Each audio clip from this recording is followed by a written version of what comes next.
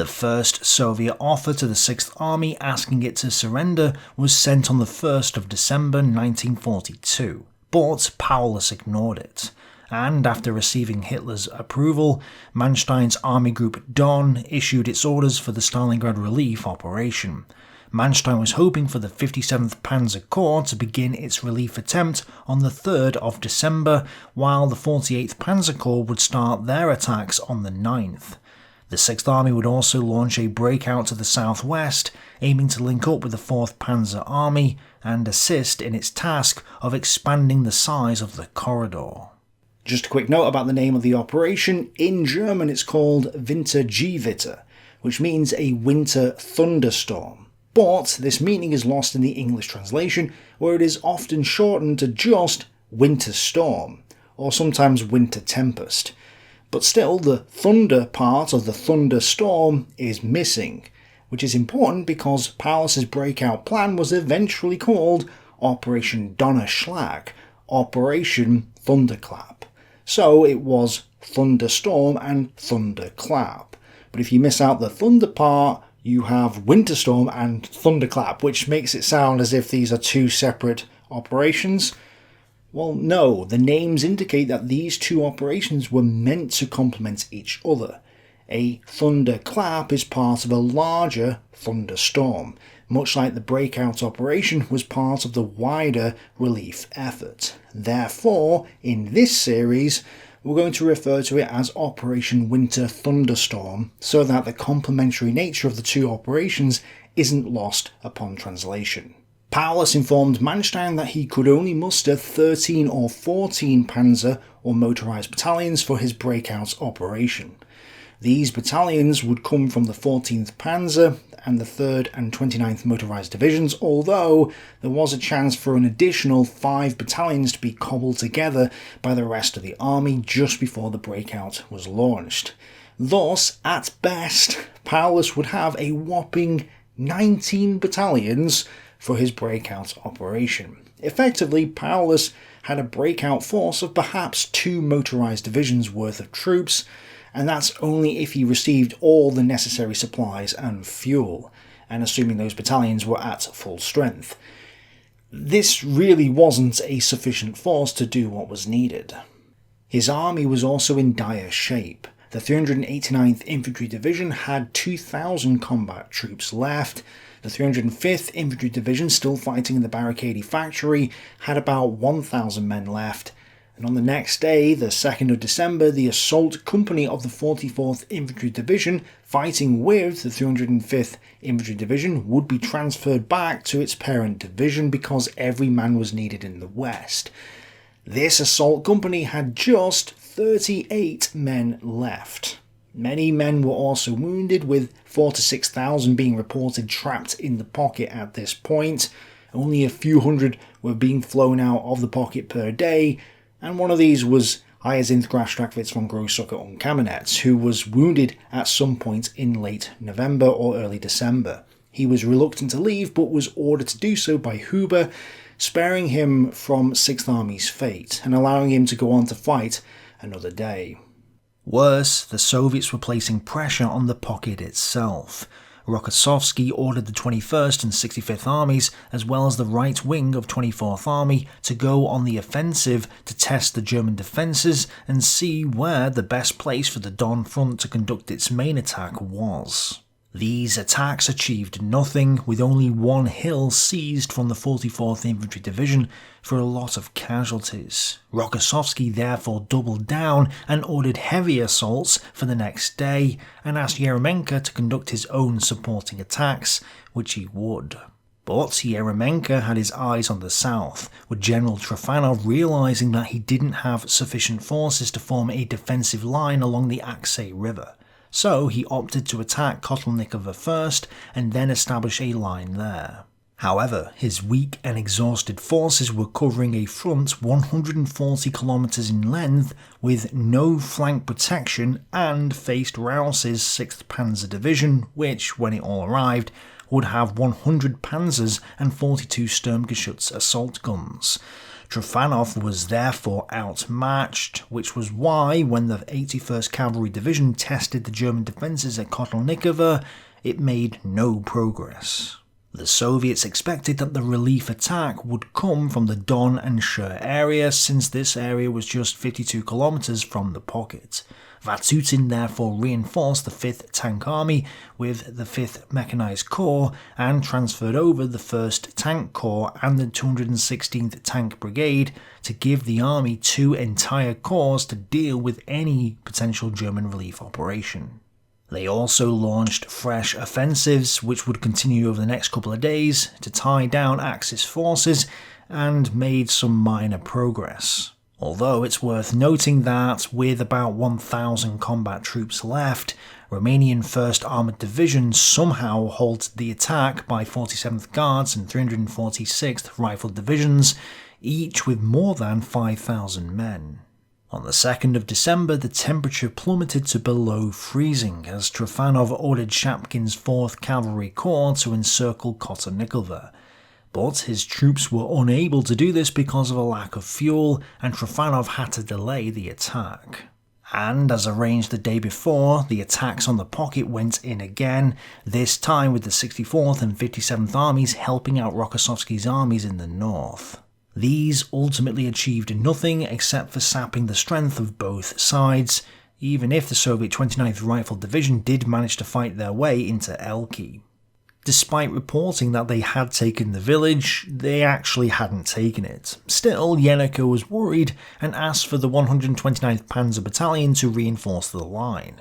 The panzers set off and became immobilised in a gully, and special cleats for their tracks had to be flown in overnight to get the battalion moving again. They weren't the only ones suffering from the weather though, as this account from the 24th Rifle Division shows. There was no vegetation, water or lodgings in the region, but on the other hand it abounded in dry gullies and ravines.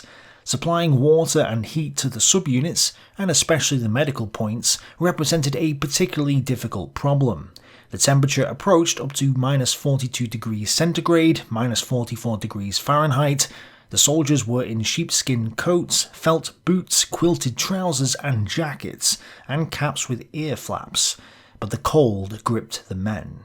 The biting but ultimately fruitless attacks on the pocket continued on the 3rd of December as the temperature rose from the day before. It was still freezing however, and there was a blizzard. Hauptmann Loser, yes, of the 76th Infantry Division reported on the situation. The first cases of exhaustion, frost and hunger occur. They are indicated by fainting fits, apathy, delirium, low body temperature and very weak pulse. Reserves are attached to the units. They are badly clothed and fed, and in their demeanour compare badly with earlier times. The bulk of the cases of theft from comrades, mainly rations, is carried out by this lot. Every day the battalion loses some 6 to 7 men who report sick to the main casualty clearing station. During the fighting, Marianovka was set ablaze, and the 103rd Panzer Battalion in 3rd Motorised Division lost 10 panzers and 2 Marders in fierce tank action against the 4th Tank Corps. The good news was that all but one of the panzers was soon repaired, and the hill in the west that the Soviets had captured 2 days previously was now recaptured by the Germans, showing that the Axis were not giving up without a fight. Therefore, Rokossovsky ordered his Don front to halt its attacks to rest and refit, with Chuikov forced to do the same late that evening. After delaying because of fuel, Trofanov's attack began on the 3rd, but not all of it. Only the 81st Cavalry Division and the 85th Tank Brigade would actually advance, and managed to capture Polkabin from the 6th Panzer Division for the cost of just 6 tanks. The Soviets obviously believed that they had won when their 2 leading tanks reached the centre of the town, but the last gunner of the sole surviving anti-tank gun destroyed them as well. 6 tall black columns of smoke indicated the total losses that the enemy had suffered at the hands of 3 anti-tank gun crews who had perished to the last man in an unequal fight. I should point out for anyone doing their own reading that 6th Panzer Division's commander, Raus, got the dates wrong in his memoirs, and then also put several days of events into a couple of days. Glantz explains that both Soviet and German sources confirm that this action at Pokabin occurred on the 3rd to 4th, not the 5th and 6th. So if you're reading Raus, you need to be aware of this. Yet another example of why memories and memoirs are flawed. Realising that he was facing the 6th Panzer Division, which his forces were ill-equipped to deal with, Shapkin requested permission to withdraw. Probably because of pressure from above, Trofanov rejected the request and ordered him to continue the attack the next day, which wasn't good because the 11th Panzer Regiment was currently coming off its trains at Kotelnikovo. In the west, Kramer's 48th Panzer Corps was transferred to 4th Panzer Army's control on the 3rd of December and started its move to Kampfgruppe Adams area in preparation for its relief operation. And late on the 3rd, Stalin signed a Stavka directive that approved Operation Saturn, the attack on the Italian sector in the west, as well as Army Group Hollet. The start date would be on the 10th of December, or so he thought. The Sixth Army would have to be relieved before Operation Saturn began, otherwise Saturn would force the Axis to cancel their relief operation and send their panzer forces west. Thus, Manstein had to get his act together, and the Luftwaffe had to ramp up their airlift efforts to give Paulus the best chance of relief. But would they be able to do this? Let's find out.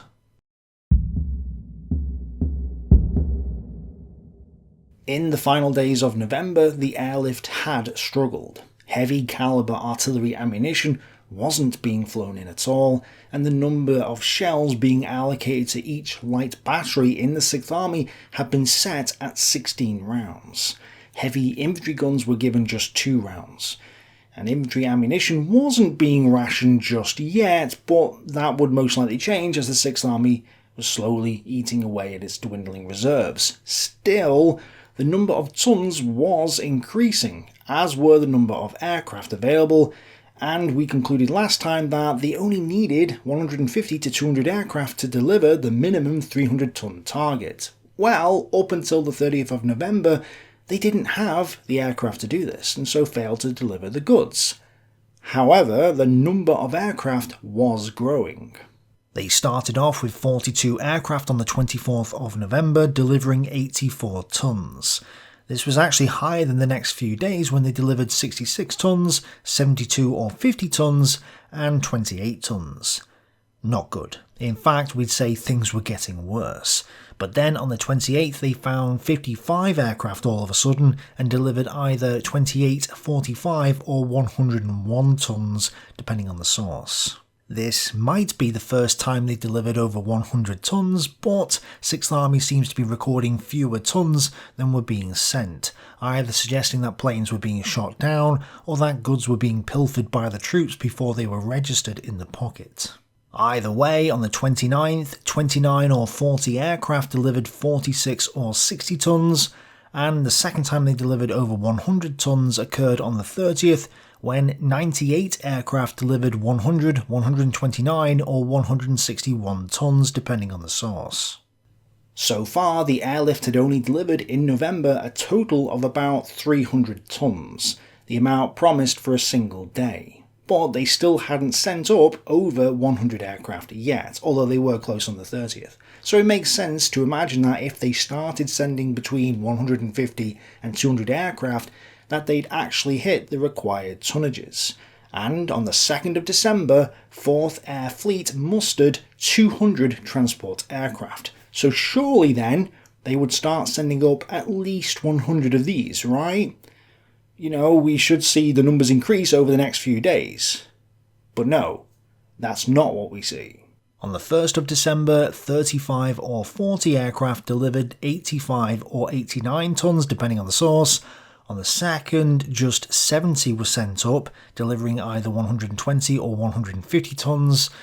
Even though 36 aircraft did take off, no tons were delivered on the 3rd due to the weather, since they were forced to turn back or were shot down, and only 74 aircraft were sent up on the 4th, delivering either 141 or 143 tons, this being the first time Italian aircraft were involved in the airlift. And just 29 or 36 aircraft went up on the 5th in almost completely blind weather conditions, and only 61 tons delivered. Even as late as the 6th, just 44 aircraft delivered 72.9 tons.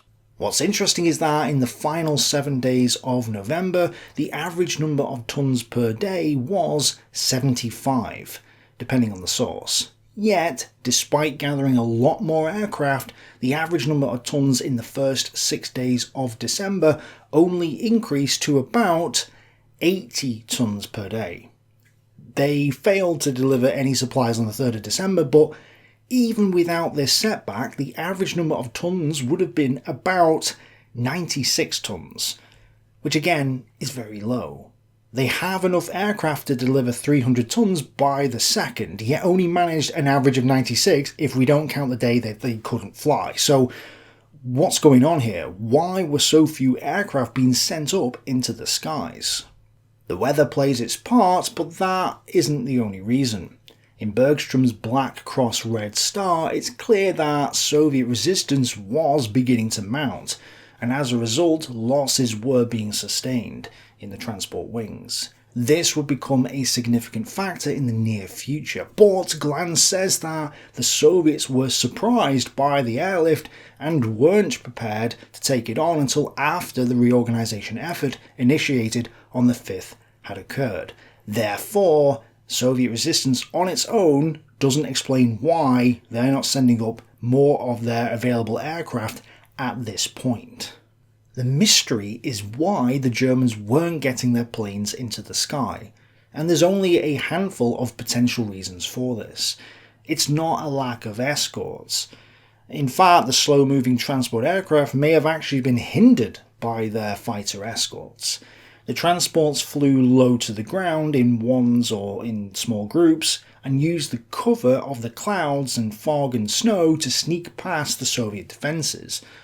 From the accounts, this seems like the best strategy, but German fighters circling above them would attract Soviet interceptors to the area, who would then swoop down on the helpless transports. So it wasn't a lack of escorts, and the bad weather could actually help them once they were in the air, as long as it wasn't too bad, even grounding Soviet fighters while the transports continued delivering supplies. Logistics, getting supplies to the airfield so they can be delivered, is a factor that we've covered before, and obviously influenced by the weather. But one issue that might be something to consider is disorganisation. Speaking from experience, setting up a brand new logistical transport enterprise is chaotic, even with the most experienced people. It's not hard to imagine that with hundreds of new pilots and planes being flown into the area that they've never been to before, some experienced, some fresh out of pilot school, who don't know where the canteen is, maybe there's not enough bedding for them, maybe there's not enough officers to get them up to speed or to organise them, and perhaps there's not enough personnel or equipment on the airfields to load up their planes or clear the runways of snow, and they've never flown the routes before, so maybe they're nervous and don't want to go, etc, etc. You can envision a lot of idle hands and people not sure what to do. Now, some of this will be the fault of the commanders, but a lot of it will just be because of the nature of the beast. It's not easy, even for experienced commanders, to keep things organised when you're setting up something new like this, especially with limited resources. And we actually do have hints in the narrative that this was a problem. There was no time for the crews to become fully accustomed to conditions gradually. They had to be employed fully right from the start. The harshness of the winter cold, the long and dangerous approach and return flights over enemy territory in the face of heavy fighter and anti-aircraft artillery defences, the constant enemy bombardment of take-off and landing fields, the unloading and loading in the encirclement area while constantly harassed by artillery fire and grenades, and the ever-present danger of icing and other technical failures in the bitter cold all combined to make the situation faced by the transport personnel a very difficult one. In addition, there was the psychological depression they were bound to feel at the sight of the half-starved troops in the encircled area, and of the countless numbers of wounded personnel, many of whom had to be left behind because there was not sufficient space available to fly them out. It is no wonder that young and inexperienced crews were badly shaken by what they saw. It would be unfair to reproach them for this. Yeah, we can't blame the individuals here, but the overall effect may have been a reluctance to take to the air, and an unwillingness to actually get the job done when on the ground.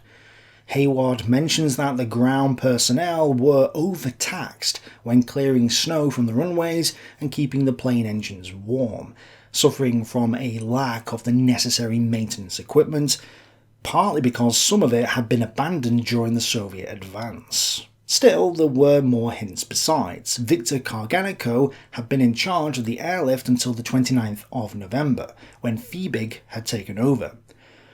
Why was he replaced? Because Karganenko and his staff were too inexperienced to deal with air supply operations.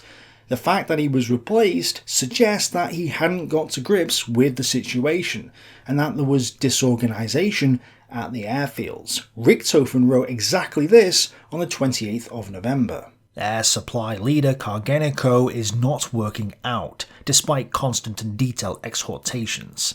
I wrestle mentally with command and supply organisation problems, but after much debating to and fro, I arrive at the following solution. Flieger Corps 8 will take over the Stalingrad airlift. And just because Fiebig took over doesn't mean that everything would have instantly gone smoothly. At best, it would have taken days for his commands to have taken effect, and in reality probably weeks, if ever. Plus, the guys underneath him, Colonels Kuhl, Forster and Major Villers, were in command of the airfields and retained their positions, so potentially they may have been overwhelmed by the sheer scale of the enterprise and, of course, the weather. After yesterday's snowfall, everything is still frozen. We can get the HE-111s airborne, but not the Ju-52s before 11:30 hours. We lack heating equipment. We did not receive enough to cope with the large influx of aircraft. Transport planes simply have no business here. Thawing takes too much time and a great deal of effort. 2 days later he wrote, "Everyone is stressed, standing by for a chance to get airborne. Everyone, ground and air personnel, is doing his utmost, but who can fight the forces of nature?" I will point out that people don't tend to criticise themselves in their own diaries, and so Fiebig sticks to talking about the weather rather than any disorganisation issue. But it does appear that disorganisation was as much an issue as anything else, even if it's difficult to prove. Hayward notes that the ground crews inside the pocket were very efficient at the start, able to process incoming planes within 2 hours, if all went well, but that this level of efficiency waned as their strength and morale were sapped over time. However, the big clues come later, and I don't really want to reveal what those clues are too early, but Manstein hints at this sort of problem in his memoirs. He openly blames Goering, saying Goering didn't do everything he could have done to get the airlift up and running. And what was Goering doing? Organising the airlift, suggesting that it wasn't organised. When Milch took over in mid-January, things started to happen, but again, I don't want to go into that just yet. Instead, I will give a quote from Manstein, who's talking about the setting up of Army Group Don at this point. Since we lacked a Quartermaster General's branch, we were to be joined by the one already formed for Marshal Antonescu. It was headed by Colonel Fink, a General Staff officer whose soundness of character was matched only by his extraordinary talent for organising supply and transport, and who, in due course, mastered all the supply difficulties with which the Army Group constantly found itself confronted. The airlift to 6th Army, unfortunately, was outside of his control. Is Manstein suggesting that the guys in charge of the airlift didn't have Fink's soundness of character, or an extraordinary talent for organising supply and transport, and didn't master all the supply difficulties? Is he suggesting that the organisers of the airlift weren't up to scratch, or at least it was a disorganised mess, and only someone with extraordinary talent could have organised it properly? It's also not Fiebig or Carganico he's referring to here, but someone else we'll come back to in the next episode. I will point out though that Manstein wasn't entirely truthful in this passage. It turns out that the Army Group was the one submitting 6th Army supply requests to the Luftwaffe, and that an Army Group liaison officer was at every airfield involved in the airlift. These officers each ran a supply detail in charge of packing and loading the aircraft as well as unloading the wounded. The sources say that the coordination was good, but that doesn't mean it was effective. Speaking of Manstein though, the original plan for Operation Winter Thunderstorm called for 2 relief attacks, one from the Don bridgehead and the other from Kotelnikovo. The German line at the Don was less than 60 kilometers from the Stalingrad pocket, and Kotelnikovo was 120 kilometers away. In the end, Manstein couldn't get enough forces to conduct both attacks, and 48th Panzer Corps was bogged down fighting 5th Tank Army, so the Kotelnikovo Axis was the only one that actually went in. But people have asked, why didn't Manstein just take the 57th Panzer Corps, move it to the Don area, and strike from there, rather than start so far away from Stalingrad?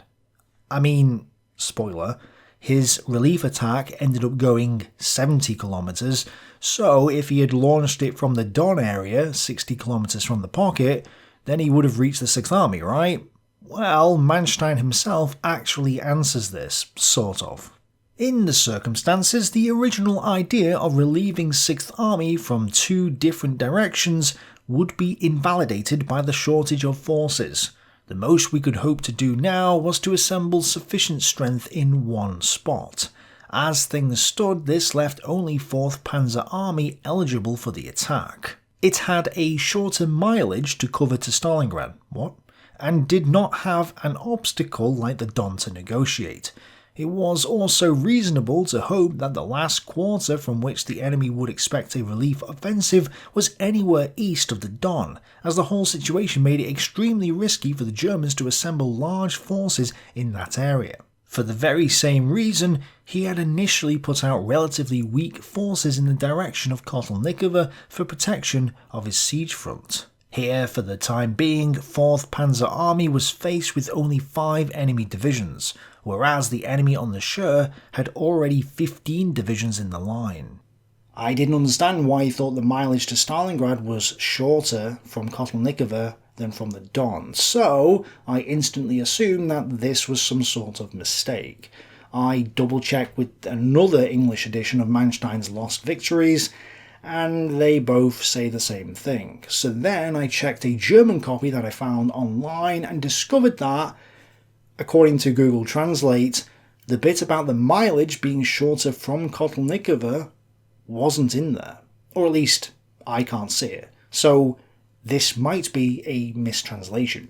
If anyone who can speak German is watching this and can verify this with their copy of Lost Victories, that would be great. But yes, I can't see this mileage point in the German text. The rest of Manstein's explanation makes sense though. I will also point out that if the 57th Panzer Corps was pulled out of the line in the south, then there would be nothing to stop the Soviets racing off to Rostov. So at least one of the mobile divisions had to be there unless significantly more reinforcements were received, which they weren't. However, Manstein again wasn't being entirely honest. His account makes it sound like he made the decision himself, but it wasn't him. It was 4th Panzer Army's commander, General Hott, who objected to the attack coming from the Don and Shur areas, pleading instead for the Kotelnikovo axis. The reasons were the same, but Manstein was reluctant to agree to Hoth's arguments, even though he did in the end, just simply because reality dictated it. On the 4th, the Soviets attacked the Shur line once more, and 48th Panzer Corps had to be used to stabilise the front, thus preventing its use in the relief operation. What I find interesting though is that Hoth had covered this exact ground before in the summer, and should have known that it had taken him from the 1st of August until the first week of September to go the same distance. He should have known that going the same distance in the winter at a faster pace with fewer units on top of that just simply isn't possible. Plus, things have started to go from bad to worse. Manstein had hoped to launch his attack on the 3rd, but this didn't happen, and it was put back till about the 8th. Huge delays in transporting the divisions to the front, mainly because of the weather, but also because of the inefficiencies in the German railway system, meant that he had to postpone the offensive.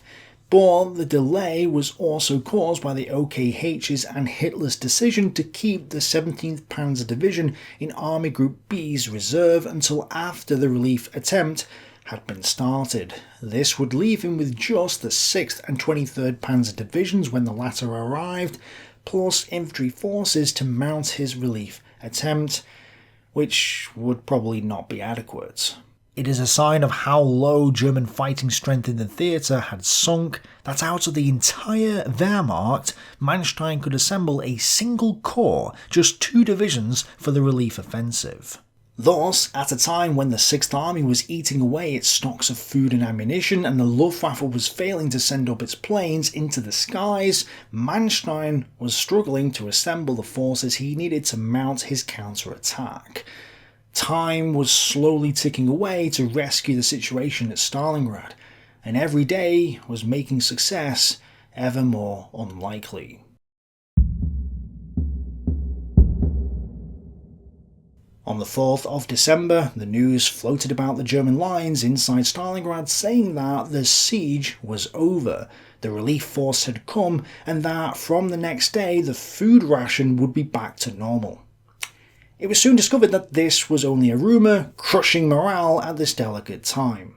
But the good news for the Germans was that it was clear now that Rokossovsky's Don front and Yeremenko's Stalingrad front would not be able to tackle the larger than expected 6th Army. Therefore, Stalin approved Vasilevsky's plan to use Malinovsky's 2nd Guards Army to help out, which would hopefully arrive on the 10th.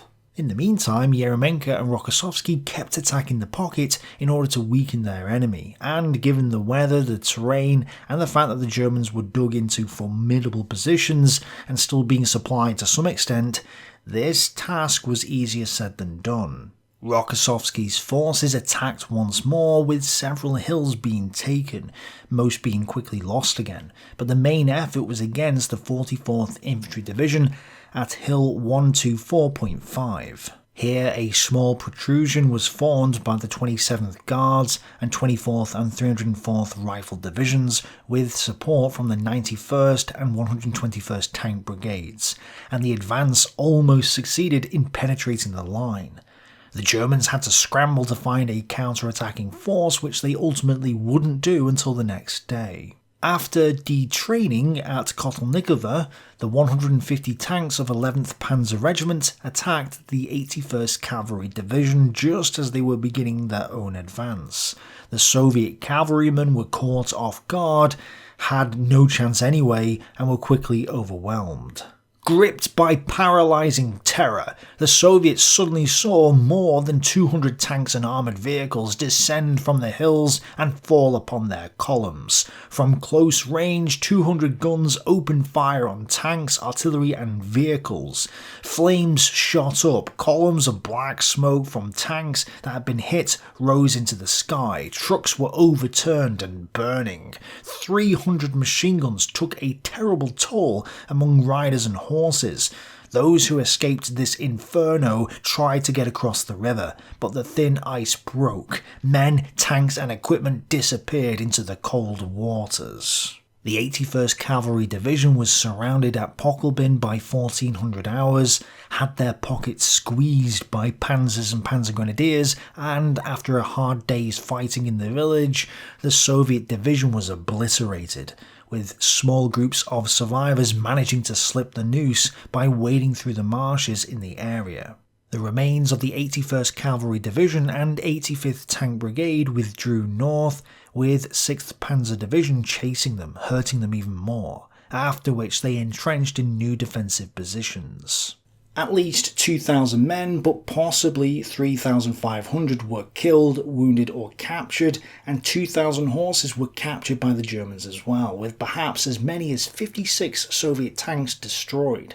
6th Panzer Division lost 8 men killed, 28 wounded, and 12 panzers totally lost, with 5 more out of action due to technical reasons. Colonel Baumstein was killed, along with his chief of staff and his commissar, and the remnants of the 81st Cavalry Division would be leaderless for the next 10 days. Azarov was wounded and would soon be replaced as well, since half his brigade had been lost.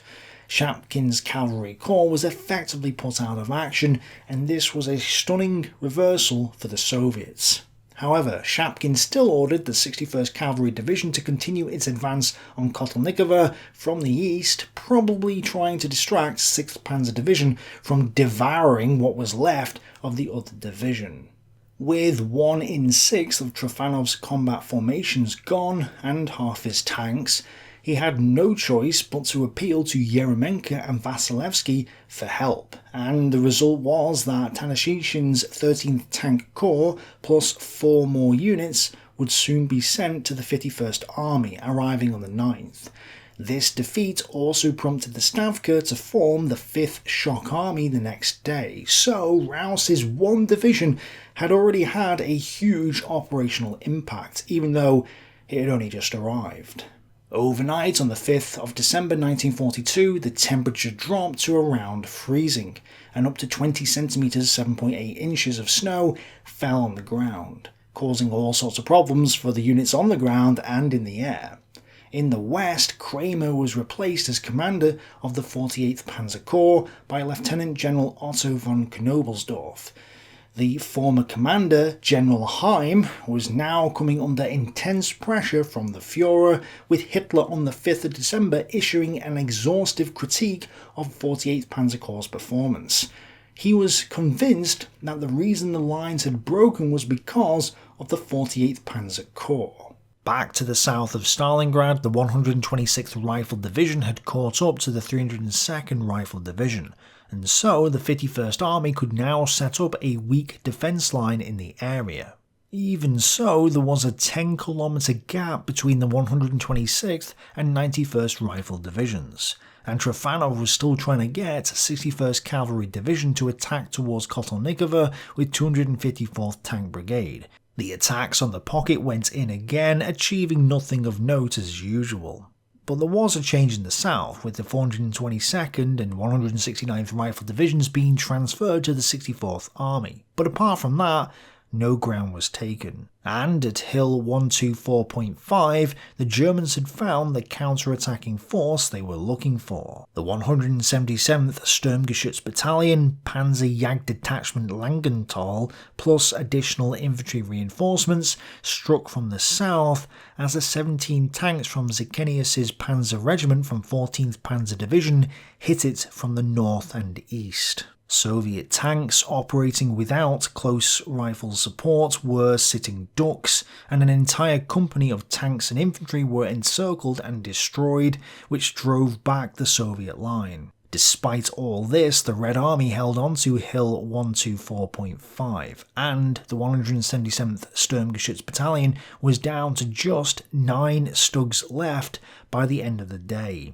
Zicenius lost 5 of his 17 tanks, bringing him down to just 12 panzers as well, and the total casualties for the 14th Panzer Division alone were 33 men killed, 84 wounded and 6 missing, so this was a costly battle just to hold back the Soviets on their western front. Still, the failure of this Soviet offensive was enough to convince Rokossovsky that he couldn't destroy the pocket until the 2nd Guards Army arrived, and until after the battles along the outer encirclement lines ended and a possible German relief effort was defeated. This was good news in some way though, because time was on the Soviet side. The pocket was closed and it was down to the Germans to make their move, which ultimately they would.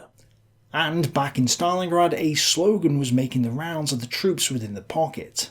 "Hold out, the Führer will get you out."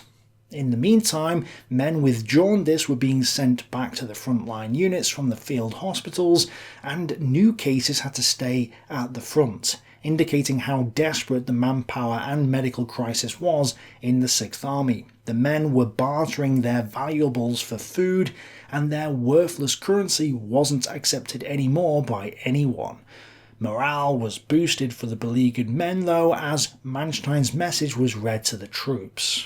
"Acknowledge your defensive achievements. Our help to you is certain." The next day, Paulus sent a report to Army Group Don stating that there were, at this time, still 275,000 men in the pocket. 11,000 of these were Romanian troops and 20,300 were Russian auxiliaries, plus other attached troops, leaving just 243,700 Germans. And while the 6th Army had 180 tanks and 30 assault guns, only 100 to 120 of these tanks and assault guns were operational on any given day. They had also suffered 14,796 casualties since the 21st of November. The good news was that there was a lull in the fighting, as Rokossovsky's front was now resting and refitting in preparation for their planned upcoming offensive.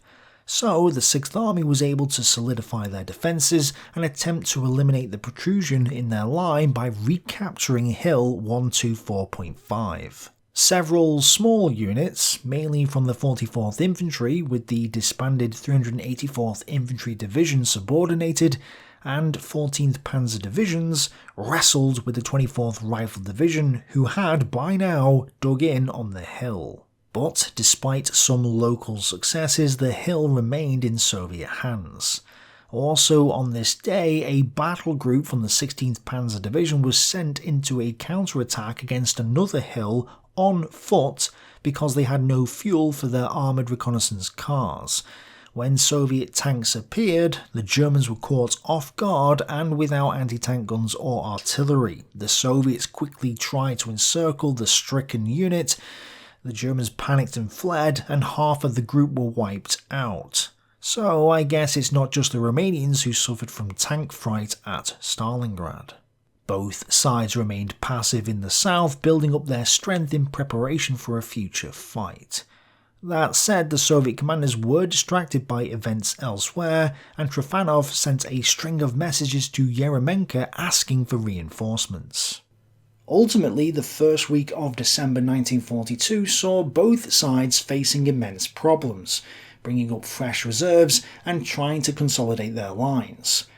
Time, though, was on the Soviet side, and with each passing day, Paulus and his 6th Army were slowly succumbing to the pressure that was all around them.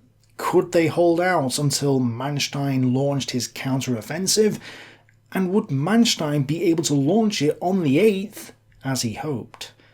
We'll find out next time. Thanks for watching, bye for now.